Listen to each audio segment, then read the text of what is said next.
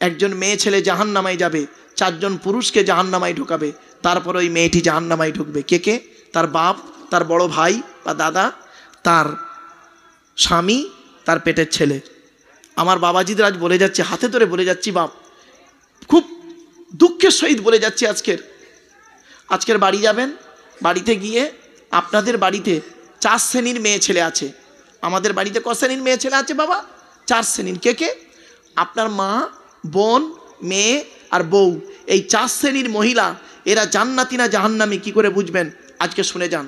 আল্লাহ রসুলকে জিজ্ঞাসা করা হলো, ইয়া রসুল আল্লাহ, জান্নাতি মহিলার পরিচয়টা কি একটু বলুন, আর জাহান্নামী নারীর পরিচয়টা কি বলুন। আল্লাহ নবী বললেন, যে নারীর মধ্যে, যে সমস্ত নারীদের মধ্যে এই অভ্যাসগুলো থাকবে, ওই নারী যত নামাজ পড়ুক, যত রোজা রাখুক, ওই নারী জাহান্নামী। কি কি? আজকে শুনে যান। 1 নম্বর নবীজি বললেন, ওই নারী জাহান্নামী, ওই মেয়ে ছেলে জাহান্নামী যে নারী তার স্বামীর সঙ্গে যখন কথা বলে মেজাজ দিয়ে কথা বলে। কি বলল? ওই নারী জাহান্নামী যে নারী তার স্বামীর সঙ্গে যখন কথা বলে মেজাজ দিয়ে কথা বলে। অনেক মেয়ে ছেলে আছে দেখবেন 5 ওয়াক্ত নামাজ পড়ে, রোজা রাখে, স্বামীর সঙ্গে ভালোভাবে কথা বলে না, গ্রামের সমস্ত লোকের সঙ্গে কথা বলে ভালোবাসায়, আর স্বামীর সঙ্গে কথা বললে মেজাজ গরম। শুনে রাখবেন, আল্লাহ রসুল বলেছেন, যে নারী স্বামীকে দেখতে পারে না, স্বামীর প্রতি অসন্তুষ্ট, স্বামীকে দেখতে পারে না, খিটখিটে মেজাজ দেখায়, যে নারী স্বামীর সঙ্গে মেজাজ দিয়ে কথা বলে, জানবে ওই নারীকে শয়তান ঘিরে ফেলেছে। শয়তান ঘিরে ফেলেছে। একটা নারীর জন্য আল্লাহ দেয়া নিয়ামত হলো তার স্বামী, আল্লাহ দেয়া নিয়ামত হলো তার স্বামী। বাবা, এই ওয়াজগুলো সাধারণত হয় না, তবে আমি বলে যাচ্ছি। 1 নম্বর হলো ওই নারী জাহান্নামী যে নারী তার স্বামীর সঙ্গে যখন কথা বলে মেজাজ দিয়ে কথা বলে। আপনার বাড়িতে যাবেন, এটা আপনার মা হতে পারে, আপনার বোন হতে পারে, আপনার মেয়ে হতে পারে, আপনার স্ত্রী হতে পারে। আপনি বাড়ি যাবেন, আপনার মা যদি আপনার বাপের সঙ্গে মেজাজ দিয়ে কথা বলে, আপনার দায়িত্ব হলো মাকে বোঝানো, মা খবরদার আব্বার সঙ্গে মেজাজ দিয়ে কথা বলে তুমি তোমার ইমানটাকে নষ্ট করো না। আপনার বোন যদি এরকম আচরণ করে, বোনাইয়ের সঙ্গে, দুলাভাইয়ের সঙ্গে যদি মেজাজ দিয়ে কথা বলে, আপনি কেমন ভাই বলতে পারেন না? এই গলা নামিয়ে কথা বল, এইটুকু ক্ষমতা নেই আপনার? আপনাকে তো কিয়ামতের মাঠে জবাব দিতে হবে। আপনি ধর্ম করতে বসেছেন? আপনি যদি বাপ হন, আপনার মেয়ে যদি আপনার জামাইয়ের সঙ্গে মেজাজ দিয়ে কথা বলে, সত্যিকারের যদি জন্মদাতা বাপ হয়ে থাকেন আর সত্যিকারের যদি আল্লাহর ভয় থাকে আপনার মধ্যে, আপনি আপনার মেয়েকে বলবেন, এই স্বামীর সঙ্গে কথা কিভাবে বলতে হয় জানিস না? আর আপনি কি করেন? সেটা করেন না, আরো বরং মেয়ের পক্ষ নিয়ে জামাইয়ের বিরুদ্ধে মিনাখা থানায় বধূ নির্যাতন কেস করছে। আপনি ভাবলেন এত সহজে আপনি জান্নাত পেয়ে যাবেন? সহজ নয়। এবার আসছি 2 নম্বর, ওই মেয়ে ছেলে জাহান্নামী যে মেয়ে ছেলে তার স্বামীর দুর্নাম বদনাম অন্যের কাছে করে বেড়ায়। 3 নম্বর, ওই মেয়ে ছেলে জাহান্নামী যে মেয়ে ছেলে স্বামীর অবর্তমানে নিজের সতীত্বকে পরকীয়ায় লিপ্ত করে। ওই নারী জাহান্নামী যে নারী স্বামীর পরিবারের সঙ্গে খারাপ আচরণ করে। স্বামীর পরিবারকে, স্বামীর বাপ, স্বামীর মা, স্বামীর ভাই, স্বামীর বোন, এই স্বামীর পরিবারের সঙ্গে যে নারী খারাপ আচরণ করে, ওই নারী জাহান্নামী, যত রোজা রাখুক, যত নামাজ পড়ুক। এরপরে আসছি, ওই নারী জাহান্নামী যে নারী তার স্বামীকে বলে, তোমার সঙ্গে বিয়ে হয়ে আমার জীবন নষ্ট হয়ে গেছে, তুমি আমাকে কি দিয়েছো? তোমার সঙ্গে আমার মতো মেয়ে বলে তোমার জীবনটা বেঁচে গেছে, আমার মতো বিয়ে বলে তুমি উদ্ধার হয়ে গেলে, ইত্যাদি ইত্যাদি প্রশ্ন করে স্বামীকে। এরপরে বলা হয়েছে, ওই নারীর প্রতি আল্লাহর গজব পড়বে যে নারী বিনা কারণে স্বামীর বিছানা ত্যাগ করে অন্য বিছানায় রাত কাটায়। ওই নারী যত নামাজ পড়ুক, যত রোজা রাখুক, ওই নারী জাহান্নামী। বাবা, বাড়িতে গিয়ে ভাববেন, আপনার মেয়ের মধ্যে যদি এই অভ্যাস থাকে, পরিবর্তন করুন। কিয়ামতের মাঠে আপনাকে ধরা হবে আপনি স্বামী হিসেবে কতটা পারফেক্ট। 2 নম্বর ধরা হবে আপনি বাপ হিসেবে কতটা পারফেক্ট। 3 নম্বর ধরা হবে আপনি ছেলে হিসেবে কতটা পারফেক্ট, বাপের হক আদায় করেছেন, মায়ের হক আদায় করেছেন। তারপরে ধরা হবে 4 নম্বর ভাই হিসেবে কতটা পারফেক্ট। বাপ মারা গেছে, ভাই বেঁচে আছে, সম্পত্তিগুলো দিয়েছেন, ফারাইজি অংশ দেননি। শুধু তাই না, আরও ধরা হবে আপনি মামা হিসেবে কতটা পারফেক্ট, আপনি খালু হিসেবে কতটা পারফেক্ট, আপনি দুলাভাই হিসেবে কতটা পারফেক্ট, আপনি জামাই বাবু কি বলেন আপনারা? জামাই বাবু বলেন নাকি? ফুপুর বরকে কি বলেন? জামাই বাবু হিসেবে কতটা পারফেক্ট। তারপরে শুনবেন, আর দুটো একটু শুনে যান দয়া করে, দাদু হিসাবে কতটা পারফেক্ট। দাদু, দাদু আপনারা কি বলেন? দাদু বলেন তো? বাপের বাপকে কি বলেন? দাদু। আমরাও দাদু বলি, আমরা দাদা বলি, যাই হোক, দাদা দাদু একই বাবা। দাদা হিসাবে, দাদু হিসাবে কতটা পারফেক্ট। অনেক দাদু আছে দেখবেন, বাপের 4টে ছেলে, বড় ছেলেটা ছেলেকে অত দেখে না, মেজর ছেলেটা একটু পয়সা টয়সা দেয় তো, তাকে একটু লজেন কিনে দেয়, খাবার খাওয়ায়। দাদু হওয়া খুব কঠিন, কিয়ামতের মাঠে আপনাকে ধরবে, আল্লাহ ধরবেন। তারপরে আসছি লাস্ট, নানা হিসাবে কতটা পারফেক্ট আপনি। আজকের বাড়িতে গিয়ে বালিশে মাথা দিয়ে এই চিন্তাটি করবেন, বাড়ি থেকে ভাববেন। চলুন, তাই আল্লাহ পাক বললেন, অমান তাজাক্কা ফাইন্নামা ইয়াতাজাক্কা লিনাফসিহি, যে ব্যক্তি পবিত্র করেছে সে তার নফসকেই পবিত্র করেছে। পবিত্র কাকে বলে? শুধু ওই সাবান দিয়ে ডলা না, এই জিনিসগুলোকে পরিবর্তন করুন। পাপ কাজ থেকে, হারাম খাবার বর্জন করুন, হালালকে গ্রহণ করুন, পাপ থেকে দূরে সরে থাকুন। একটা কথা বারে বারে বলছি, পাপ থেকে দূরে সরে থাকুন। মানুষের উপকার করতে না পারলে ক্ষতি করতে যাবেন না।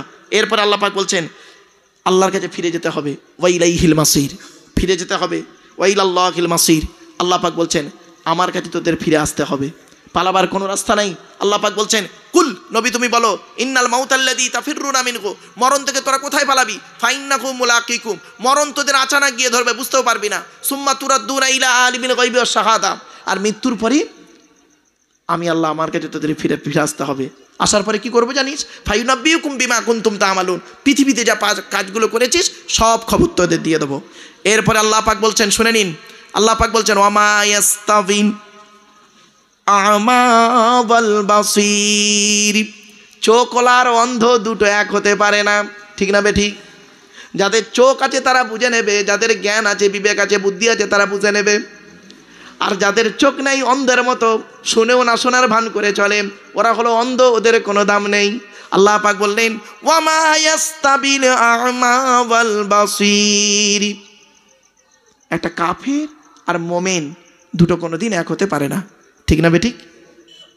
কাফের অস্বীকারী, আল্লাহর কোরআন নবীর হাদিসকে অস্বীকারী হলো কাফের, আল্লাহকে নবীকে অস্বীকারী হলো কাফের।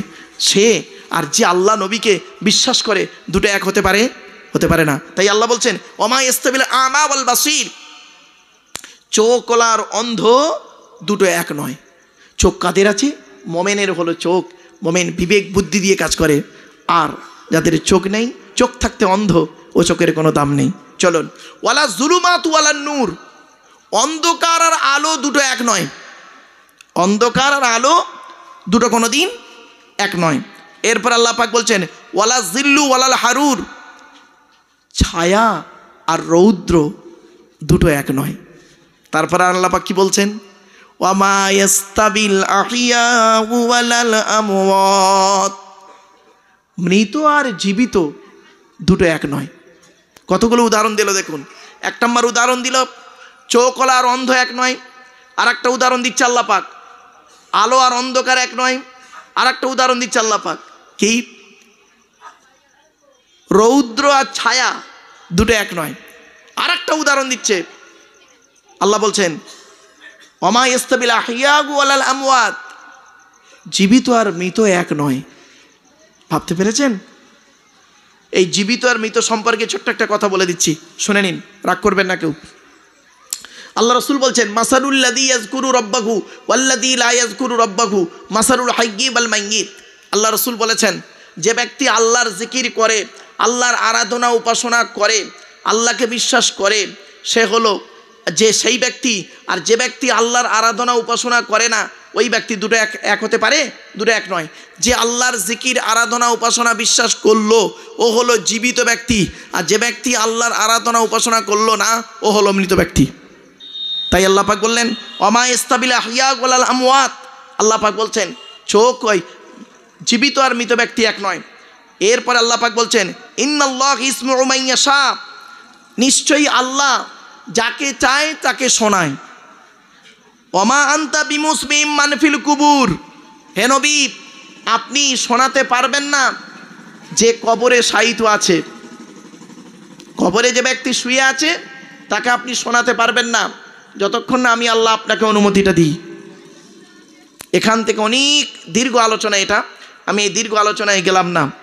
আল্লাহ পাক বলছেন ইন্নাল্লাহু ইসমু মান ইয়াশা, আর নিশ্চয়ই আল্লাহ যাকে খুশি তাকে শোনান, যাকে খুশি তাকে শোনান। ওমা আনতা বিমুসমিইম মান ফিল কুবুর, নবী আপনি শোনাতে পারবেন না যে কবরস্থ হয়ে আছে। এরপর আল্লাহ পাক বলছেন ইন আনতা ইল্লা নাযির, আপনি কেবলমাত্র একজন ভয় দেখানেওয়ালা। আপনি মানুষের কাছে আপনাকে পাঠিয়েছি। ওমা আরসালনাকা ইল্লা বাশীরাও ওয়া নাযীরা, আমি আপনাকে শুধু বাশীর ও নাজির করে পাঠিয়েছি, সুসংবাদদাতা, ভয় দেওয়া। জাহান্নামার ভয় দেখাবেন, জান্নাতের সুসংবাদ দেবেন, এজন্যই আমি আল্লাহ আপনাকে পাঠিয়েছি। সুতরাং আপনি মানুষকে এটাই বলুন ইন আনতা ইল্লা নাজির, আপনি কেবলমাত্র শুধু মানুষকে ভয় দেখাবেন, জাহান্নামার ভয়টা তাদেরকে দেখান। আর আল্লাহ বলছে ইন্না আরসালনাকা বিল হাক্কি বাশীরাও ওয়া নাযীরা, নিশ্চয়ই আমি আল্লাহ আপনাকে প্রেরণ করেছি সত্যের উপরে, আর বাশীরাও ওয়া নাযীরা যেটা বলছিলাম সুসংবাদদাতা এবং ভয় দেখানেওয়ালার জন্য। ওয়াইম মিন উম্মাতিন ইল্লা খালা ফিহা নাযীর, এমন কোনো মানুষ নেই যে তাকে ভয় দেখানোর জন্য আমি আল্লাহ পাঠাইনি পৃথিবীতে। এজন্য আল্লাহ রাব্বুল আলামিন মানুষকে হেদায়েতের জন্য যুগে যুগে নবী রসুল পাঠিয়েছেন, কেতাব পাঠিয়েছেন। আমরা সেগুলোকে শুনেছি কিন্তু আমল করিনি, বুঝেছি আমল করিনি। আমাদের সমস্যা হলো ওই জায়গাটায় আমলের অভাব হলো আমাদের। তাই আল্লাহ রাব্বুল আলামিন বলছেন ওয়া ইউকাযযিবুকা ফাকাদ কাযযাবাল্লাযীনা মিন ক্বাবলিহিম, তারা যদি আপনাকে মিথ্যা বলে, আল্লাহ বলছেন নবীকে, নবী তারা যদি আপনাকে মিথ্যা বলে তাহলে আপনি কি করবেন?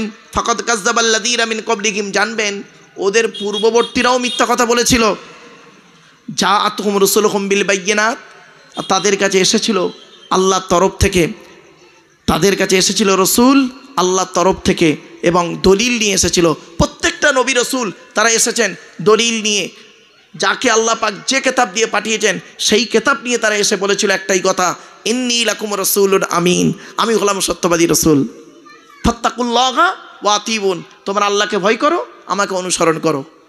প্রত্যেকটা নবী রসুল বলেছেন ইন্নী লাকুম রাসূলুন আমিন, আমি হলাম সত্যবাদী রসুল। মানুষদের কাছে এসে বলেছেন ইন্নী লাকুম রাসূলুন আমিন, আমি হলাম সত্যবাদী রসুল। ফাত্তাকুল্লাহা ওয়া আতিউন, তোমরা আমাকে ভয় করো, মানে আল্লাহকে ভয় করো, আমাকে অনুসরণ করো। কিন্তু দুঃখের বিষয় তারা আল্লাহকেও ভয় করেনি আর রসুলদেরকে অনুসরণ করেনি, নবীদেরকে অনুসরণ করেনি, বরং উল্টে নবীদের সঙ্গে খারাপ আচরণ করে কাউকে মেরে দিয়েছে, কারোর প্রতি অত্যাচার করেছে, বিভিন্ন দিকের অত্যাচার করেছে। সেই জন্য আল্লাহ রাব্বুল আলামিন করেছেন কি, তাদের উপরে আল্লাহর তরফ থেকে গজব এসে গেছে, আর আসবে, চিন্তার কোনো কারণ নেই।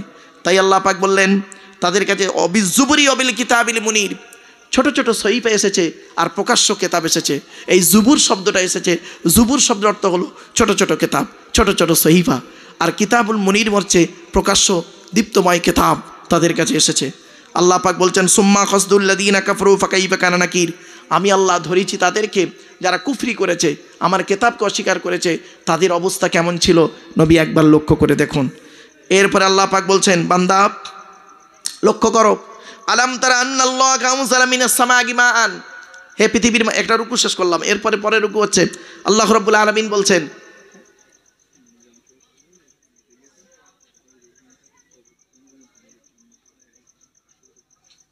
আমার বাপেরা, যাই হোক আপনাদের কাছে পরবর্তী বক্তা এসে গেছেন, আর কয়েক মিনিটের মধ্যে আচ্ছা এশার আজান হবে, এই পর্যন্ত থাক। এশার আজান হবে, এশার আজানের পরে নামাজ হবে, নামাজের পরে আপনাদের পরবর্তী বক্তা আছেন মনিরুজ্জামান সাহেব এসে গেছেন, আলহামদুলিল্লাহ, তার জ্ঞানগর্ভ বক্তব্য আপনারা শুনবেন। আর কয়েক কটা কথা আমি আপনাদের বলছি, গুরুত্বপূর্ণ কথা, এগুলো একটু মূল্যায়ন করুন। বিশ্বনবী মুহাম্মদ সাল্লাল্লাহু আলাইহি সাল্লাম তার সাহাবীদেরকে যে শিক্ষা দিয়ে গেছেন সেই শিক্ষা আমাদের নেওয়া উচিত। সাহাবীরা যেভাবে জীবনযাপন করেছেন সেইভাবে আমাদের চলা উচিত। তাই আপনাদেরকে আমি অনুরোধ করে কয়েক কটা কথা বলে যাচ্ছি, গুরুত্বপূর্ণ কয়েক কটা কথা। 10টা হারাম কথা একটু দয়া করে শুনে নিন। যে 10টা হারাম কথা, যে 10টা হারাম জিনিস হজরতে আদম আলাইহিস সালামের উপরে নাজিল হয়েছিল এবং আখিরি নবী মুহাম্মদ সাল্লাল্লাহু আলাইহি সাল্লামের উপরে নাজিল হয়েছে। কি সেই 10টা হারাম কি? 1 নাম্বার, আপনারা আজকের জলসা শেষ করে বাড়ি যাবেন, এই 10টা হারামকে ফলো করবেন, এই 10টা হারাম থেকে দূরে সরে থাকবেন। 1 নাম্বার, সূরা আনামের 151 নম্বর আয়াত, 152 নম্বর আয়াত, 153 নম্বর আয়াত। আল্লাহ পাক বলছেন, কুল, নবী তুমি বলো, তাআলাও আতলু মা হাররামা রাব্বুকুম আলাইকুম আল্লা তুশরিকু বিহি শাইয়া। 1 নম্বর হারাম কি জানেন? আল্লাহ বলছেন, নবী তুমি বলো, তাআলাও, তোমরা এসো, আতলু মা হাররামা রাব্বুকুম আলাইকুম। আল্লাহ পাক বলছেন, নবী তুমি বলো, আমি তোমাদেরকে তেলাওয়াত করে শোনাবো আল্লাহ পাক কি তোমাদের উপরে হারাম করেছে। 1 নম্বর হারাম কি জানেন? শুনে নিন, আল্লাহ তুশরিকু বিহি শাইয়া, আল্লাহর সঙ্গে শিরিক করা হারাম। খবরদার নয় বাপের, আজকের বলে যাচ্ছি, যখনই দেখবেন যে কোনো জায়গায় যাবেন, যে কোনো কাজ করবেন, শিরিকের গন্ধ আছে, শিরিকের গন্ধ আছে, সেখান থেকে সরে আসবেন। শিরিকের গন্ধ 2-1টা বলি আপনাদের। আমরা চলার সময়, চলার জীবনে অনেক সময় কসম খাই, কসম খাই না? কসম খাই তো। অনেকে দেখবেন কসম করতে করতে আল্লাহর কসম বলেন, আর আল্লাহর কসমই সঠিক। আল্লাহ ছাড়া অন্যের নামে যদি কেউ কসম করে, আল্লাহ রসুল বলেছেন, মান হালাফা বিগাইরিল্লাহি ফাকাদ আশরাকা। আল্লাহ রসুল বলেছেন, যে ব্যক্তি আল্লাহ ছাড়া অন্যের নামে কসম করবে ও মুশরিক হয়ে যাবে। খবরদার, পীরের কসম, মাজারের কসম, ভাইয়ের কসম, মায়ের কসম, ছেলের কসম, ভালোবাসার কসম, মালের কসম, কোনো কসম চলবে না। কসম যখন করবেন আল্লাহর কসম করবেন, এটা মাথায় থাকবে। আর কসম করে যদি ভেঙে ফেলেন, কসমের কাফারা আপনাকে দিতে হবে। কসমের কাফারা কি? 10টা ফকির খাওয়াতে হবে, অথবা 10টা ফকিরকে কাপড় দান করতে হবে, অথবা একটা গোলাম আজাদ করতে হবে, অথবা 3টে রোজা রাখতে হবে। কসম করলে হবে না বাপ, কসম করে ভেঙে ফেললে কিন্তু বিপদ। চলুন, তো 1 নাম্বার হলো শিরিক থেকে দূরে সরে থাকবেন। শিরিক খুব কঠিন পাপ কাজ। আল্লাহ পাক সকলের গুনাহ মাফ করলে করতে পারেন। ইন্নাল্লাহা লা ইয়াগফিরু আন ইউশরাকা বিহি। আল্লাহ পাক বলছেন, ওয়া ইয়াগফিরু মা দুনা যালিকা লিমান ইয়াশা। আল্লাহ পাক শিরককারীর গুনাহ মাফ করবে না। অন্য গুনাহ মাফ করলে করতে পারেন, কিন্তু শিরককারীর গুনাহ মাফ করবে না। বাপেরা, বারে বারে বলছি, শিরিক থেকে দূরে সরে থাকুন। 1 নাম্বার। 2 নাম্বার হারাম কাজ কি? অবিল ওয়ালিদাইনি ইহসানা, পিতামাতার অবাধ্য হবেন না। পিতামাতার অবাধ্য হওয়া, পিতামাতার গালিগালাজ করা, পিতামাতার অত্যাচার করা হলো হারাম, হারাম, হারাম। তাই আল্লাহ পাক বললেন, অবিল ওয়ালিদাইনি ইহসানা। আর আপনাদেরকে বলে যাচ্ছে, এই আয়াতের তাফসীর থেকে বহু আয়াত বেরিয়ে আসবে।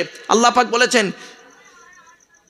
ইয়াসআলুনাকা মাযা ইউনফিকুন কুল মা আনফাকতুম মিন খায়রিন ফালিল ওয়ালিদাইনি ওয়াল আকরাবিন। আল্লাহ পাক বললেন, নবী তোমাকে ওরা প্রশ্ন করছে টাকা পয়সা কোথায় ব্যয় করলে আল্লাহ খুশি হবে। নবী তুমি বলে দাও, কুল মা আনফাকতুম মিন খায়রিন ফালিল ওয়ালিদাইনি ওয়াল আকরাবিন। নবী তুমি বলে দাও, টাকা পয়সা সর্বপ্রথম তোমাদের বুড়ো বুড়ি বাম্মার পিছনে ব্যয় করবে, আল্লাহ খুশি হয়ে যাবে। জোরে বলুন সুবহানাল্লাহ। একটা কথা আপনাদের বলি, আপনারা যখন ঈদের সময়, সামনে ঈদ আসছে, ঈদের সময় মায়ের জন্য শাড়ি কেনেন, মায়ের শাড়ি কিনেছেন 1000 টাকা, আর শাশুড়ির শাড়িটা কিনলেন 3000 টাকা। আপনার স্ত্রী যদি আল্লাহওয়ালা হয়ে থাকে, সত্যিকারের জান্নাতি নারী হয়ে থাকে, সে আপনাকে এই কথাটাই বলবে যে আমার মায়ের শাড়িটা, তোমার মায়ের শাড়িটা নিলে 1000 টাকা, আর আমার মায়ের শাড়িটা নিয়ে 3000 টাকা। তো এইটা উঁচু নিচু না করে তুমি তো এক কাজ করতে পারতে, দুটো মিলে তো 4000 টাকা হয়, তো 2000 টাকা করে দুটো শাড়ি নিতে পারতে, একই শাড়ি নিতে পারতে, একই কোম্পানির দুটো শাড়ি, কালারটা আলাদা করতে পারতে। এরকম কোনো বৌমা বলেছে বলে মনে হয় না, তাই না? হ্যাঁ, আরও বৌমারা কি বলে জানেন? বৌমারা বলে, আমার মা না এর থেকে আরও ফাইন শাড়ি পরে।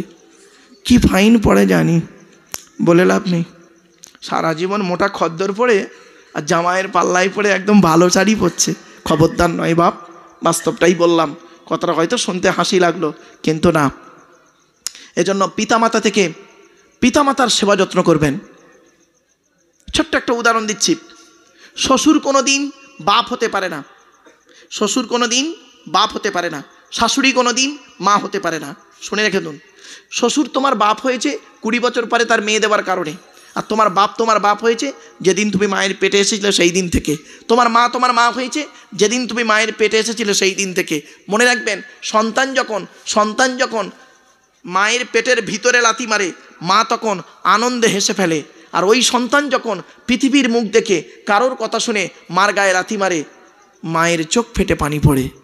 দুটোই লাথি, একটা ছিল পেটের ভেতরে লাথি, একটা হলো পেটের বাইরে লাথি। খবরদার, বাম্মাকে কোনো দিন কাঁদাবেন না।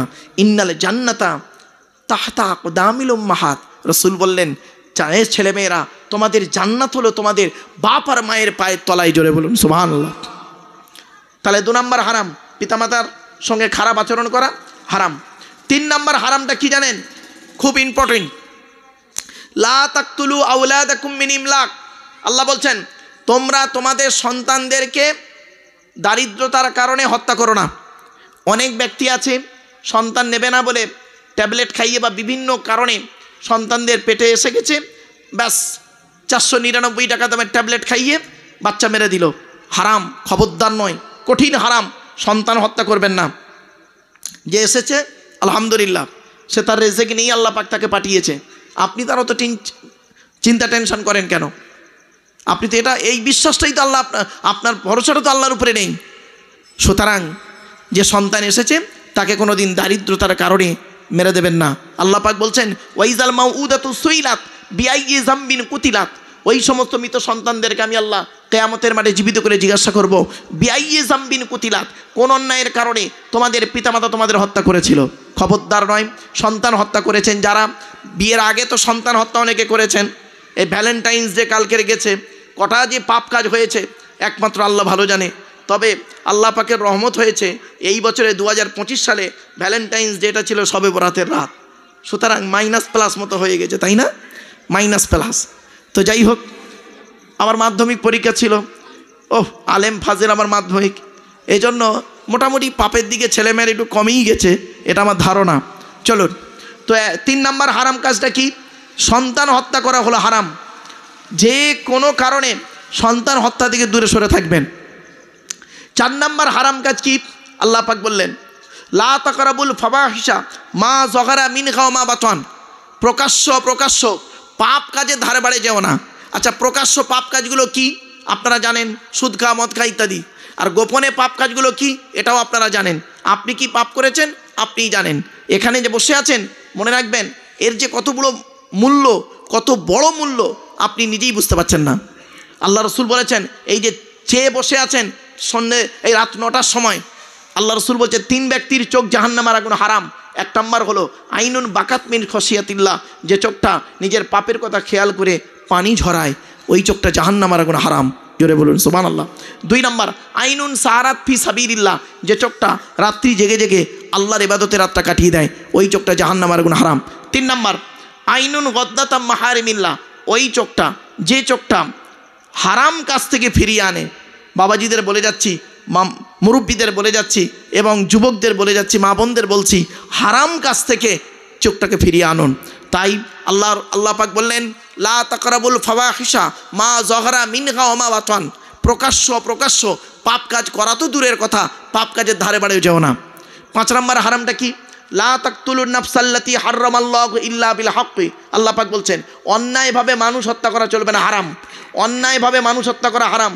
আল্লাহ পাক বলেছেন, মান কতালা নাফসাম বিগাইরি নাফসিন আও ফাসাদিন ফিল আরদি ফাকান্নামা কতালান নাস জামিয়া ওয়া মান আহইয়াহা ফাকান্নামা আহইয়ান নাস জামিয়া। আল্লাহ পাক বলেছেন, যে ব্যক্তি অন্যায়ভাবে কোনো মানুষকে হত্যা করে সে যেন সমগ্র মানব জাতিকে হত্যা করলো, আর যে ব্যক্তি হকের উপরে একটা মানুষের জীবন বাঁচালো সে যেন সমগ্র মানব জাতির জীবন বাঁচালো। জোরে বলুন, ভাবতে পেরেছেন? এরপর আসছি 6 নম্বর হারামটা কি? লা তাকরাবু মাল আল ইয়াতীমি ইল্লা বিল্লাতী হিয়া আহসান। আল্লাহ পাক বলছেন, হাত্তা ইয়াবলুগা আশুদ্দা। আল্লাহ বলছেন, খবরদার কখনোই এতিমের মালের ধারে বাড়ে যাবেন না, এতিমের মাল খাবেন না, এতিমের নামে চাঁদা তুলে নিয়ে খেয়ে নেবেন না। কত ব্যক্তি আছে এতিম বাচ্চাদের নামে, মাদ্রাসা মসজিদের নামে চাঁদা তুলে নিজের গাড়ি বাড়ি বিল্ডিং করে নেয়। খবরদার নয় বাপ, এটা হারাম কাজ। আল্লাহ বলছেন, লা তাকরাবু মাল আল ইয়াতীমি ইল্লা বিল্লাতী হিয়া আহসান হাত্তা ইয়াবলুগা আশুদ্দা। এতিম যতক্ষণ না সে প্রাপ্তবয়স্ক হচ্ছে, তার অনুমতি ছাড়া তার হক খাওয়াটা হলো হারাম। এতিমের মাল ভক্ষণ করবেন না। অনেক মানুষকে দেখা যায় যে বাপ মারা গিয়ে চাচা বেঁচে আছে, সন্তানদের টাকার জায়গা জমিগুলো নিজের নামে রেকর্ড করে নিয়ে বসে আছে। খবরদার, এটা করবেন না। 6 নম্বর হারাম। 7 নম্বর হারামটা কি? আউফুল কাইলা ওয়াল মিজানা বিল কিসতি লা নুকাল্লিফু নাফসান ইল্লা মুসাআহা। আল্লাহ পাক বলছেন ওজনে কোনো দিন কম দেবেন না। মা আব্বা ওজন করতে গিয়ে কম দেবেন না। অনেক দোকানদার আছে তারা মানুষকে ঠকায়। ঠকাতে গিয়ে কি করে? সে মনে করে আমি মানুষকে ঠকিয়েছি, লাভবান হয়েছি। আল্লাহ বলে বোকা, তুমি ঠকিয়েছো, তোমাকেও ঠিক ঠকতে হবে। ওয়াইলুল লিল মুতাফফিফিন আল্লাযীনা ইযা ইক্তালু আলান নাসি ইস্তাওফুন। খবরদার, ওজনে কম দেবেন না। যারা ওজনে কম দেয় তাদের প্রতি আল্লাহর গজব। খবরদার, ওজনে কোনো দিন কম দেবেন না, ঠকিয়ে ব্যবসা করবেন না। ব্যবসা যখন করবেন হালাল ব্যবসা করবেন, সঠিক ব্যবসা করবেন এবং ন্যায়ভাবে ব্যবসা করবেন, আল্লাহ আপনার বরকত দেবে। এরপরে আল্লাহ পাক বলছেন ওয়াইজা কুলতুম ফাদিলু ওয়ালাউ কানা যা কুরবা। আল্লাহ পাক বলছেন যখন তুমি কথা বলবে ন্যায্য কথা বলবে, যদিও তোমার আত্মীয় হয়। তোমার বাপ অন্যায় করেছে আর তুমি বলবো আমার বাপ ন্যায় করেছে, এটা কোনো দিন মোমেনের পরিচয় নয়। অন্যায় অন্যায়, ন্যায় ন্যায়। তোমার মা যদি অন্যায় করে অন্যায়, তোমার শাশুড়ি যদি অন্যায় করে অন্যায়, স্ত্রী যদি অন্যায় করে অন্যায়, মেয়ে যদি অন্যায় করে অন্যায়। নিজের বেলা অন্যায় নয় আর পরের বেলা অন্যায়, এটা করো না। আল্লাহ পাক বলছেন ওয়াইজা কুলতুম ফাদিলু ওয়ালাউ কানা যা কুরবা।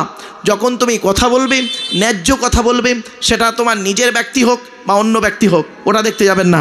আজকের এই জায়গাটায় আমরা দাঁড়িয়ে না অনেক উল্টোপাল্টা বিচার করতে গিয়ে ভালো মানুষগুলোকে জেল খাটিয়ে মেরেছি আর নিরপরাধ মানুষগুলোকে জেল খাটিয়ে মেরেছি, অপরাধীদেরকে আমরা বাইরে ছেড়ে রেখেছি। ঠিক না ঠিক? আজকের এই আয়াতটার যে কত মূল্য, এর ব্যাপক আলোচনা। এজন্য আপনাদের বলে যাচ্ছি, আল্লাহ বলছেন ওয়াইজা কুলতুম ফাদিলু ওয়ালাউ কানা যা কুরবা। আল্লাহ বলছেন তুমি যখন কথা বলবে ন্যায্য কথা বলবে। মনে রাখবেন 1 ঘন্টা ন্যায় বিচার করা 60 বছর ইবাদতের সমতুল্য। যারা বলুন সুবহানাল্লাহ। ন্যায় বিচার করতে শিখুন। ন্যায় বিচার শুধু খালি কোর্টে হয় না। ন্যায় বিচার করতে গেলে আপনার সংসারটাই বড় কোর্ট।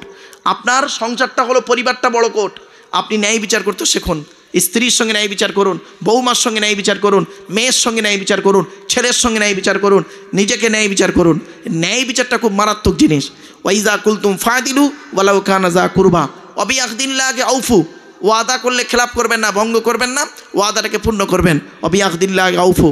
এরপরে লাস্ট আল্লাহ পাক বলছেন এইগুলো করার পরে আল্লাহ পাক বলছেন যে তরিকায় তুমি থাকছো এই কাজগুলো করার পর আল্লাহ রসুল বলছেন, আল্লাহ রসুলকে আল্লাহ পাক বলে দিলেন নবী তুমি বলে দাও ওয়ান্না হাদা সিরাতি মুস্তাকিমান ফাত্তাবিউহু ওয়ালা তাত্তাবিউস সুবুলা ফাতাফাররাকা বিকুম আন সাবিলি। আল্লাহ পাক বলছেন যে এই রাস্তাটাই হলো, এই কথাগুলোই হলো সঠিক রাস্তা, সঠিক পথ। সুতরাং এই সঠিক পথটাকে অনুসরণ করো। আল্লাহর পথ, রসুলের পথ, কোরআনের পথ, হাদিসের পথ, ইজমা কিয়াসের পথ, আইম্মা হযরতদের পথ, আউলিয়া ইকরামদের পথ, এই পথগুলোকে আপনি অনুসরণ করুন। একে অপরের প্রতি ভালোবাসা, ভক্তি, শ্রদ্ধা, সম্মান রাখবেন। আসুন আমরা একটু মুক্তাসার একটু দোয়া করব। এই দোয়ার পরে আজান হবে, আজানের পরে নামাজ হবে, নামাজের পরে বন্ধুবর্গ হযরত মাওলানা মুফতি শাইখুল হাদিস মনিরুজ্জামান সাহেব এসে গেছেন, তিনি আলোচনা করবেন। এই টাইমটা ওনারই ছিল, ওনার টাইমটা আমি নিয়েছিলাম বাপ। আর এমনি শারীরিক দিক থেকে আমি খুব অসুস্থ বাপ, প্রচণ্ড অসুস্থ। আল্লাহর কাছে দোয়া করেন আল্লাহ যে কটা দিন বাঁচিয়ে রাখেন, যেন ঈমান নিয়ে থাকতে পারি, ঈমান নিয়ে কবরে যেতে পারি। আসুন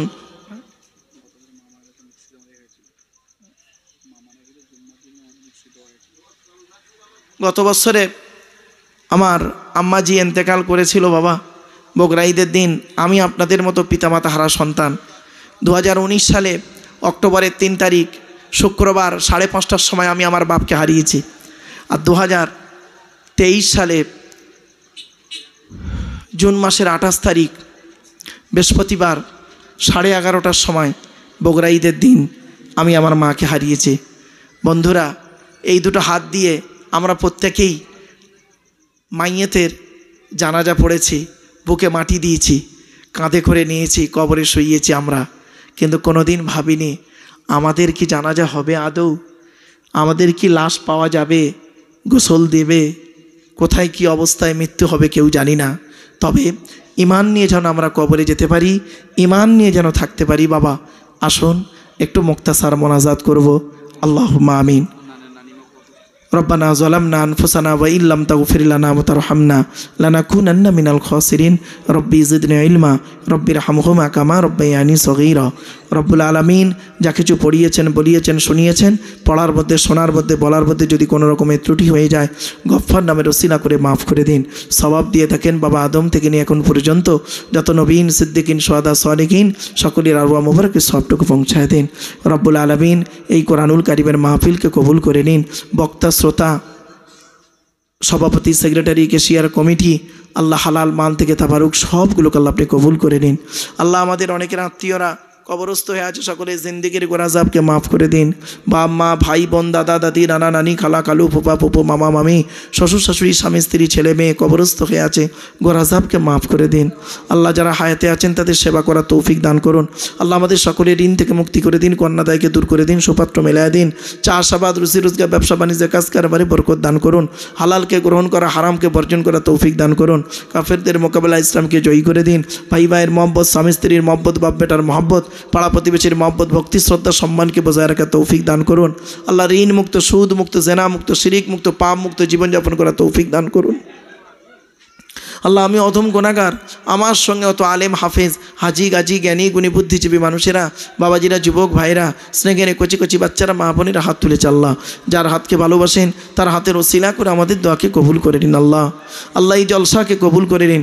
আল্লাহ আমাদের গিয়াসউদ্দিন সাহেবেরা আত্মীয় নানিমা অসুস্থতায় ভুগছে, আল্লাহ সুস্থতা দান করুন। আমাদের সকলের আত্মীয়রা যারা অসুস্থতায় ভুগছে আল্লাহ সুস্থতা দান করুন।